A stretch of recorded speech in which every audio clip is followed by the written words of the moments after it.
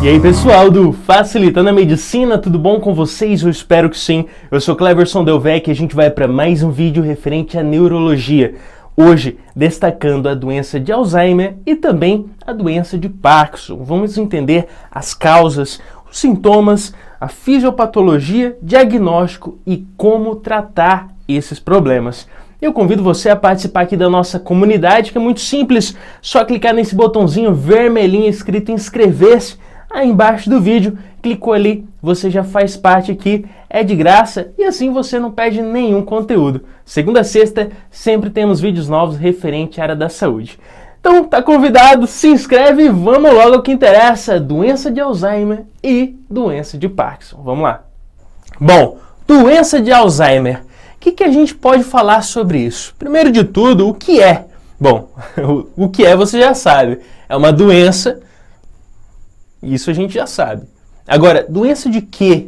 O que leva, o que causa, né? Quais as características? Primeiro que a gente tem que saber que a doença de Alzheimer, pessoal, ela é um problema neurodegenerativo. Aí você fala, como assim neurodegenerativo? É simples, é uma síndrome demencial, ou seja, essa pessoa tem uma degeneração, né, do seu processo neural que leva à demência. E as características principais da pessoa com esse problema vai ser exatamente comportamental e de funcionalidade. Aí você fala, como assim comportamental? Bom, ela vai mudar o comportamento, a atitude, né, o dia a dia dela vai ser alterado. Aí você fala, como assim de funcionalidade? Bom, o sistema nervoso vai estar alterado e não vai ter a sua funcionalidade normal, principalmente a funcionalidade do dia a dia do paciente. Ou seja, aquilo que ele faz no seu dia a dia vai ser modificado, porque ele não vai ter dificuldades de movimento, dificuldades de fala, dificuldades de cognição, né? Então, tem todo esse comprometimento na vida do paciente que sofre com esse mal. Então, lembre-se, falou de mal de Alzheimer, lembra de Alzheimer, né? É um trava-língua aí. Mas, enfim, esse problema, ele é neurodegenerativo, que leva à demência, onde a pessoa vai ter a sua cognição, o seu funcionamento e a sua capacidade de gerar a sua vida comprometido. Tranquilo? Aí a gente destaca, antes de falar dos problemas, o que leva a isso, os fatores de risco. Né? O que pode ser fator de risco a desenvolver esse mal, essa doença? Bom, a gente destaca que é muito comum em idosos. Então, como a gente vê aqui na tela, né, 30%, né, pessoas ali acima dos seus 80 têm a probabilidade de ter essa doença. Então, conforme vai passando o tempo, né, a gente vê que realmente vai ter ali um comprometimento maior e a maior porcentagem, a probabilidade da pessoa ter essa doença de Alzheimer. Tranquilo? Então, um dos fatores é a idade. Agora, a gente pode destacar aí fatores de qualidade de vida, como essa pessoa tem vivido, né? Qual é ali o seu estilo de vida? É estressante? É de má alimentação? Né? Tudo isso vai influenciar. Mas existe também fator genético, como a gente vê aí, ó, esse gene também pode ser um fator primordial para a pessoa desenvolver, né, essa doença. Mas também problemas vasculares, e aí eu destaco também diabetes, né? Todos esses fatores contribuem, são fatores de risco. Depressão, é uma pessoa que começa ali com uma depressão e vai evoluindo com o tempo, principalmente preocupante em idosos, pode levar a esse mal, né? Então, o estilo de vida, não só na parte de exercícios, comportamental, alimentação, estudo, mas também o uso de drogas, o uso, né, constante de bebida alcoólica, tudo isso é fator que leva à doença de Alzheimer. E claro, pessoal, não posso deixar de destacar também fatores como o tabagismo, né, isso é importante, e também alterações no sono. A pessoa que tem ali uma apneia do sono, o seu estilo de vida é comprometido devido à ausência dessa qualidade do sono, que é regenerativo do corpo, ainda mais do sistema nervoso. Tranquilo? Então, lembre-se, esses são fatores. Agora, o que leva realmente, qual é a fisiopatologia do paciente para que ele desenvolva essa doença? Bom, e aqui eu vou ser o mais simples possível, porque eu sei que tem gente da área da medicina, da enfermagem, da área da saúde em geral, do odonto, sei lá. Tem gente de toda a área aqui, mas também tem gente que não sabe de medicina. Então eu quero que todo mundo entenda quais são, né, as características da fisiopatologia. Aqui nós temos os neurônios, que são as células principais do nosso sistema nervoso central, né? Tem os neurônios e o meio entre eles, que eu vou chamar de meio intersticial, tranquilo? São características aí. Nós temos os nossos neurônios, que são as células principais, células nervosas do nosso sistema nervoso central, e ainda esse meio, né, esse interstício aí entre esses neurônios. Agora, o que vai acontecer para que a pessoa leve ao fim ter essa doença de Alzheimer? Primeiro de tudo, vai ter um acúmulo de substâncias, tanto dentro do neurônio, que são células nervosas, como também ali nesse meio entre os neurônios. Mas o que vai acumular ali? Primeiro, nós vamos ter o acúmulo dentro do neurônio de um peptídeo, né, de proteína, como proteína tal, hiperfosforilada, vai estar ali dentro desse neurônio e vai comprometer, né, o funcionamento desse neurônio. Né? Então, existe por algum motivo, né, às vezes a qualidade de vida, esses fatores de risco que nós falamos, que leva ao acúmulo dessa proteína tal, que não deveria estar ali, dentro desse neurônio. E além disso, além dessa proteína tal que se acumula dentro, né, do nosso neurônio, no caso aí da doença de Alzheimer, no interstício entre os neurônios também vai acumular ali, né, o nosso beta-amiloide vai estar ali presente, sendo acumulado entre esses neurônios. Então essas substâncias que vão se acumulando dentro do neurônio e entre eles, nesse meio intersticial, basicamente vão levar a um comprometimento do funcionamento desse sistema nervoso, né, e claro, vai levar a essa doença de Alzheimer. Aí você fala, beleza, eu já entendi o que é a doença de Alzheimer, é um problema neurodegenerativo, já entendi que vai levar à demência, a um comprometimento ali do comportamento e a cognição do paciente. Já entendi também os fatores de risco, estilo de vida, um mau sono, no caso aí, que seria, né, uma apneia do sono, entre outros. Também, né, bebida alcoólica, a idade é um fator. Vimos os fatores de risco. Vimos o que leva a essa doença de Alzheimer, né, que seria ali a fisiopatologia, com o acúmulo da proteína tal dentro dos neurônios e o acúmulo de peptídeos beta-amiloides entre os neurônios nesse interstício. E agora, qual é o sintoma? O que esse paciente vai apresentar na clínica? Né? Ele vai chegar ali, você vai analisar o que vai aparecer. Primeiro de tudo, se altera a cognição, se gera demência, uma síndrome demencial, primeiro de tudo, esse paciente vai ter a sua memória alterada. Mas uma característica importante é que a memória recente ela vai ser perdida, ou seja, daquela vivência recente, e é mantida aquela memória mais antiga do paciente, né? Lá quando ele tinha os seus 5 anos, os seus 10, os seus 20, né? Tava ali tranquilo, e isso é o que está na mente dele, né? Foi feito estudos aí, viu que se perde a memória presencial, né, mais recente, e se mantém de certa forma, por enquanto, aquela memória mais longínqua, né? Mais de quando era mais novo ali. Tranquilo? Agora, o paciente não só perde a memória, ele vai ter alterações também no seu comportamento. Às vezes ele vai apresentar irritabilidade, né? Vai estar violento, bravo ali, do nada, né? Às vezes ele tem alteração de movimentos, alterações visuais, e para ele, o que é pior de tudo, ele acha que está tudo normal, mas quem está ao redor está percebendo, né? Tá tudo nada a ver, esse paciente não era para estar assim, ele não era assim, doutor, ele não era assim. O que está acontecendo com meu avô, meu tio, sei lá, o que está acontecendo, né? Mas para ele, ou para ela que sofre com esse problema, tá tudo normal, ele nem percebe o que está acontecendo, tá tudo ok. Mas para as pessoas que estão ao redor, elas percebem porque é nítido, né? A pessoa fica desorientada, inclusive ela perde a noção de quem é quem. Ou seja, às vezes confunde um filho com o outro, às vezes esquece quem é o filho, quem é o pai, quem é neto, esquece tudo. E ainda esquece até ali noções de ano, de tempo, de local. Às vezes ela acha que está na casa de outra pessoa, né? Perde completamente a noção espaço-temporal, né? Ela não sabe onde ela está, às vezes acha que está na casa de outra pessoa, às vezes acha que é o ano de 2000 ou 1900 e bolinha, né? Então ela perde essa noção. E o pior, como eu te falei, ela não tem a mínima noção do que está acontecendo.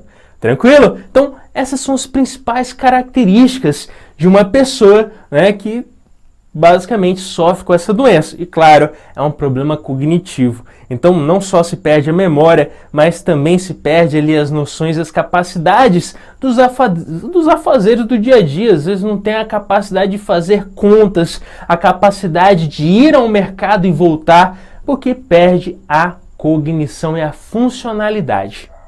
Bom, nós vimos o quê? O que é esse problema? Fatores de risco, vimos também a fisiopatologia, o quadro clínico e o diagnóstico. Como que a gente faz? Bom, são várias as formas. Pode ser clínica, e isso é muito fácil muitas vezes de chegar a essa conclusão. Por quê? Porque você vê todas essas características de perda de memória, perda do espaço temporal, perda, né, da cognição desse paciente. Inclusive, você pode fazer várias perguntas, como eu estou te mostrando aqui na tela. Você pode perguntar para ele várias coisas ali. Se o paciente tem alteração, ele vai falar coisas nada a ver realmente. Muitas vezes você manda ele fazer um cálculo, 9 vezes 9, 81, tal, 3 vezes 3, 2 vezes 2, 1 mais 1, ele não vai saber nada. E claro, pessoal, isso aí vai depender da escolaridade de cada pessoa. Mas é uma das formas de você, de certa forma ali, chegar a uma conclusão. Não só perguntas do dia a dia do paciente, perguntas sobre a família. Quem é esse aqui? Quem que é esse outro aqui? Como que é o nome dos seus filhos? Como é o nome dos seus netos? O que o senhor fazia quando aconteceu tal coisa? Inclusive, você pode fazer não só perguntas, como pode mandar ele repetir algumas palavras. Todas essas formas podem gerar ali um quadro clínico, que fica mais fácil de você chegar a um diagnóstico. Muito referente, principalmente, a uma pessoa que tem perda da memória. Fica muito fácil com essas perguntas e essa análise você chegar a uma conclusão. Agora, pode ser exame laboratorial com exames de sangue, pode fazer análise do líquor também, mas se a gente quer chegar ali a uma conclusão fidedigna, por meio de exames de imagem, ressonância, tudo isso vai auxiliar. E aí eu destaco um exemplo de exame de imagem. Olha aí, é um paciente basicamente saudável nessa imagem, com seus lobos, seus sulcos e giros ali. Agora, olha a diferença de uma pessoa praticamente sadia para uma pessoa com a doença de Alzheimer. Olha a diferença, A gente vê ali os sulcos bem mais, e as fissuras bem mais ressaltadas. É como se esse cérebro tivesse murchado, desidratado, Falando de uma forma bem simples. Então, fica nítido, por meio de um exame de imagem, a alteração, dessa parte do cérebro de um paciente normal, sadio, com um paciente que sofre com a doença de Alzheimer.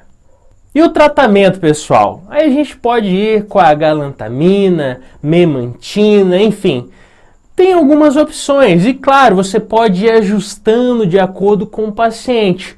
Mas não só enfocando para a questão aí da memória, a questão da doença de Alzheimer, mas também a problemas secundários, que muitas vezes é comum no paciente.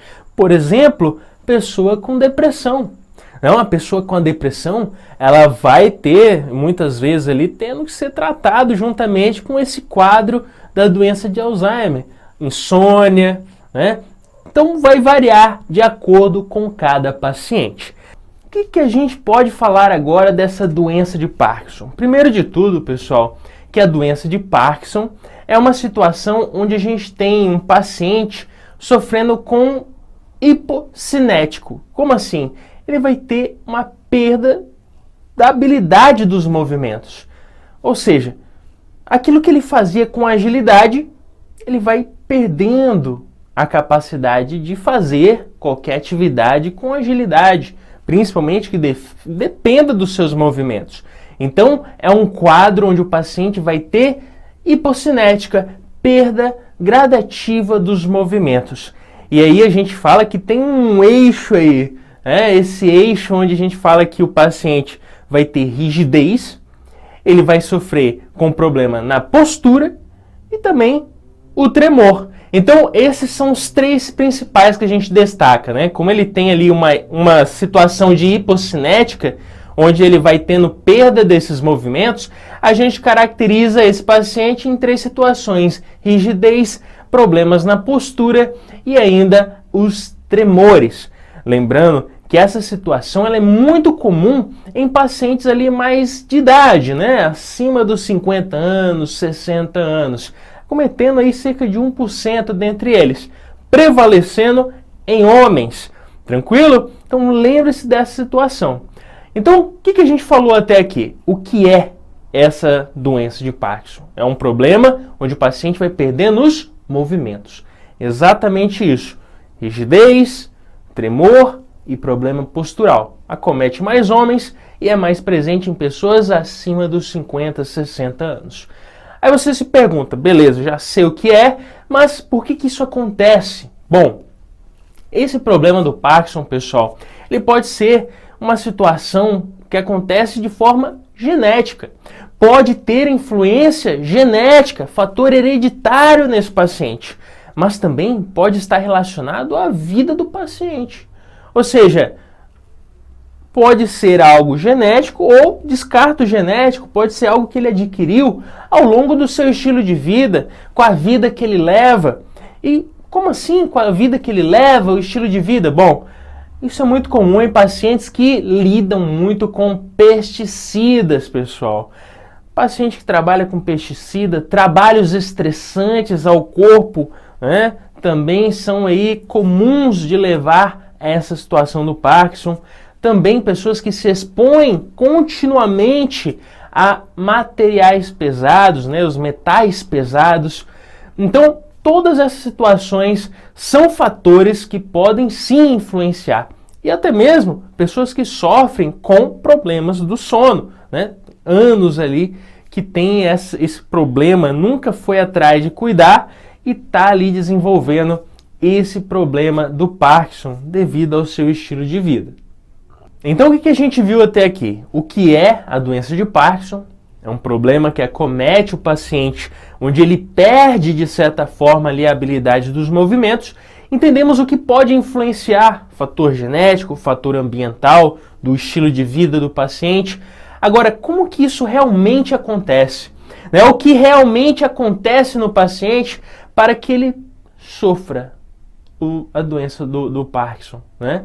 O que acontece? Qual a fisiopatologia?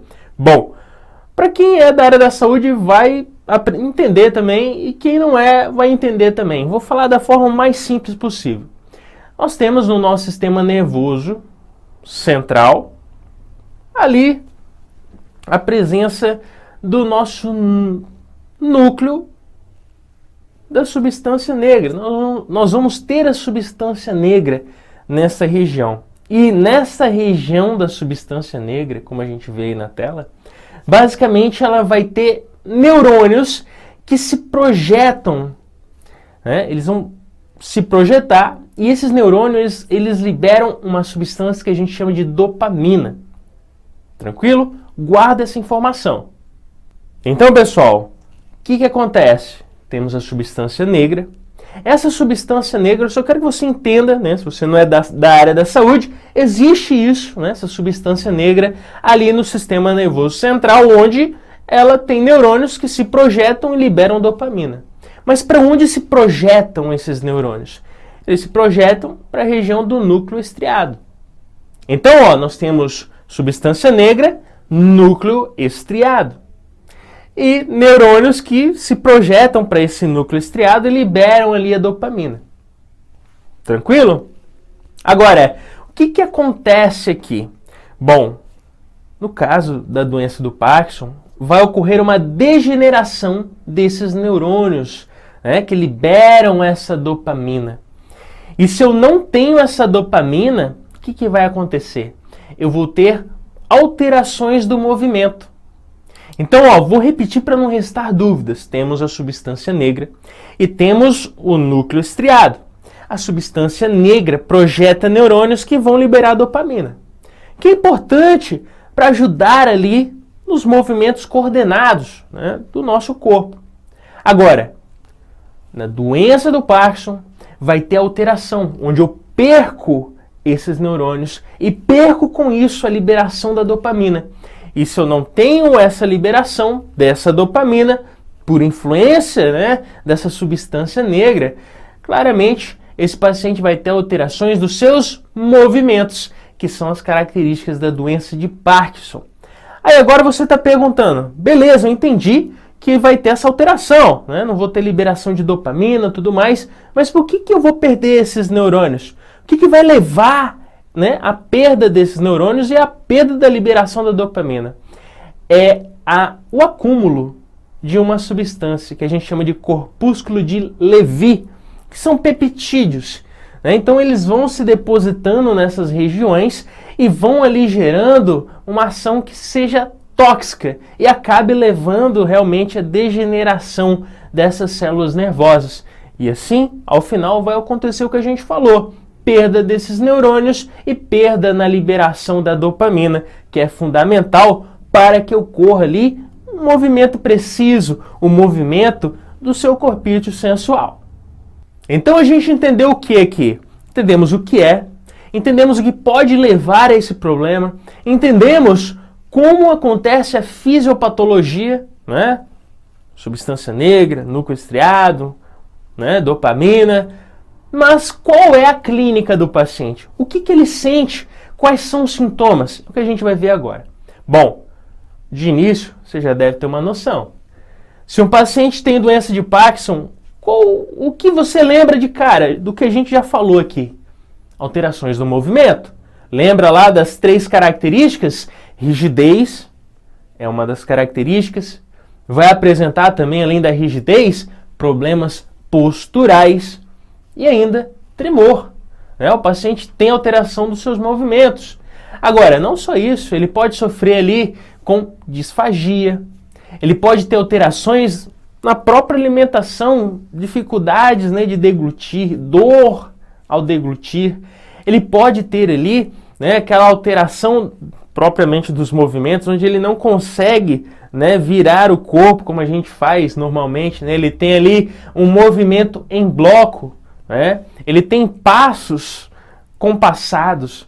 Né? Aquele senhor ou aquela senhora que antigamente corria, né, você vai ver ele ali mais enfraquecido, com passos curtos, né, com problemas de se movimentar.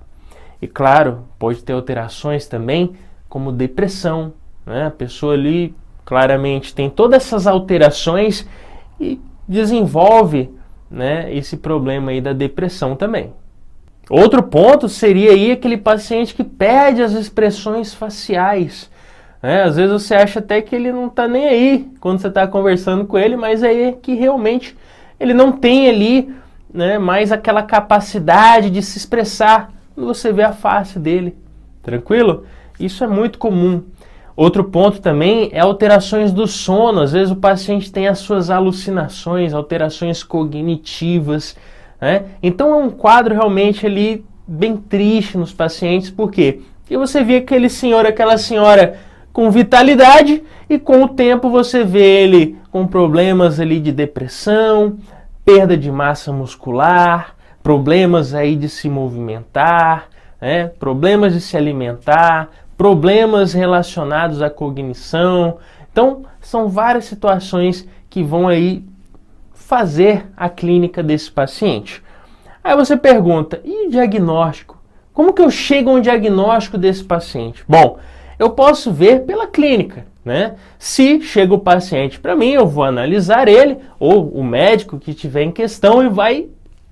Beleza, o paciente está tendo aí problemas de se movimentar, tudo que a gente falou aqui, né? Vai relatando, e claro, isso é gradativo, né? O paciente vai apresentando com o tempo esses vários problemas que a gente citou aqui, né? Não vai ser uma coisa de início assim, tranquilo? Então, pela clínica, perguntando para o paciente, para os familiares, você já começa a desconfiar. Agora, você também pode analisar o diagnóstico por exames de imagem, né? Você faz ali uma ressonância nesse paciente, onde você analisa até mesmo de forma funcional o que a gente falou, né? Lembra? Substância negra, né? Com seus neurônios que se projetam e liberam dopamina naquela região do núcleo estriado. Então a gente vê nesses exames, né, bem detalhado, consegue chegar a uma análise, né, e perceber que existe alteração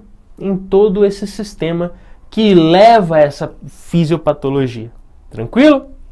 Então, lembrando, dopamina, né, é a que vai gerar esses movimentos, a liberação dessa dopamina. Então, se eu tenho ausência dessa dopamina, eu vou ter alterações desses movimentos. Tranquilo? Guarda isso. E o tratamento, pessoal? Né? Claro, eu não vou me aprofundar muito ao tratamento, porque nós já temos um vídeo aqui referente só ao tratamento do Parkinson. Tranquilo? Vou deixar o link aqui na descrição. Mas fazendo um resumo bem breve, né, e vou deixar aqui no slide para você, essa doença de Parkinson, a gente falou que tem essa alteração. Seja, né, você já que é esperto já está ligado. Substância negra vai ter ali alterações com seus neurônios que liberam dopamina. Se eu tenho alterações, né, que geram essa ausência da dopamina e isso causa o meu problema, então a ausência dessa substância ela deve ser reposta. Concorda comigo?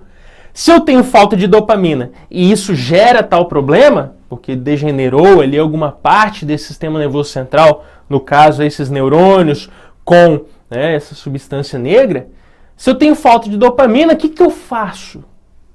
Você já captou aí. Eu vou tentar repor, né? Vou tentar repor essa dopamina, vou tentar fazer com que ela permaneça mais tempo, aonde? Nas fendas sinápticas dos neurônios. Então, todo medicamento que é utilizado, todo tratamento vai ser aqueles que ajudam a repor ou façam com que essa dopamina esteja mais tempo ali presente. E aí tá os exemplos, né? Vou utilizar, né, reposição, vou utilizar alguns medicamentos em conjunto, né, em conjuntos aí com essa reposição. Alguns medicamentos eles são aqueles que vão impedir, né, que essa dopamina seja liberada ali perifericamente e seja apenas transformada no sistema nervoso central. Então, o tratamento se resume em repor aquilo que eu não tenho. Se falta dopamina, eu tenho que ter algo mimético para repor. Tranquilo? Algo que ajude, né? Que reponha o que está faltando e assim amenize, pelo menos, o quadro desse paciente. Então, pessoal, com isso finalizamos mais um vídeo. Eu espero ter te ajudado. Se inscreve no canal e até o próximo vídeo. Valeu!